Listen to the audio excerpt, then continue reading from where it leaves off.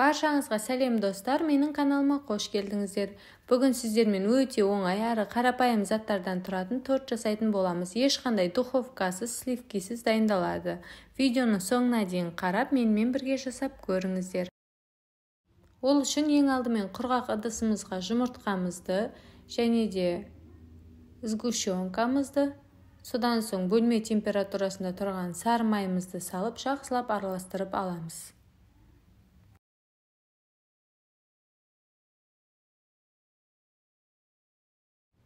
Содан соң електен өткізген ұнымызға разрыхлителімізді салып араластырып, жаңағы дайын тұрған массамыздың үстіне бөліп салып, осылайынан алдымен венчикпен араластырып, содан соң қолыңызбен қамыр илеп алатын боламыз. Егерде сіздердің илеген қамырларыңыз қолдарыңызға жабысып тұрса, үстіне ұн салып қайтадан илейтін боламыз. Біздің қамырымыз қолға жабыспайтын, осындай жұп-жұмсақ болып шығады. Дайын болған қамырымызды осылайынан жасап, теңдей бөліктерге бөліп аламыз. Менде 8 штук қамыр шықты. Барлығын осылайынан домалақтап, біркелкі етіп қойып қоямыз. Қамырларымызды ұнды көбірек етіп сеуіп, жайып алатын боламыз. Барлық қамырымызды осылайынан жұқа етіп жайып шығамыз. Және де тарелканың немесе осындай қалыптың көмегімен барлық тестамызды бірдей етіп шеттерін кесіп шығатын боламыз.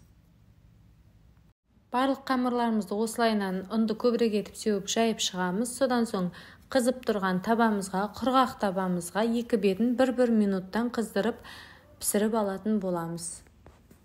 Барлық тесталарымызды осылайынан екі бетін аударып отырып, кезекпен 1 минуттан пісіріп шығамыз. Қыздар, мен осы торттың толық рецептін астына да жазып кететін боламын. Міндетті түрде мөлшермен жасап көріңіздер. Сіздерде де өте дәмді болып шығатыны сөзсіз. Менің каналыма қолдау білдіріп, видео ұнаса тіркеліп отырыңыздар. Неке қыздар, біздің коржиктарымыз осылайынан пісіп шықты. 1 минуттан пісірген кездер піспей қалды деп ойламаңыздар. Жұп-жұмсақ, өте әдемі болып шығады.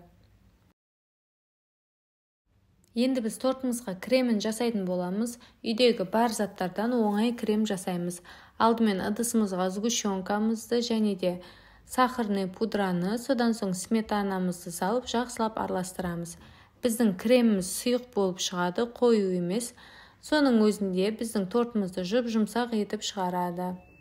Егерде торттарыңызды холодильникке бір түнге қалдырсаңыздар, бұл кремнің өзі ағып кетпей, өзінің формасын ұстайтын болады.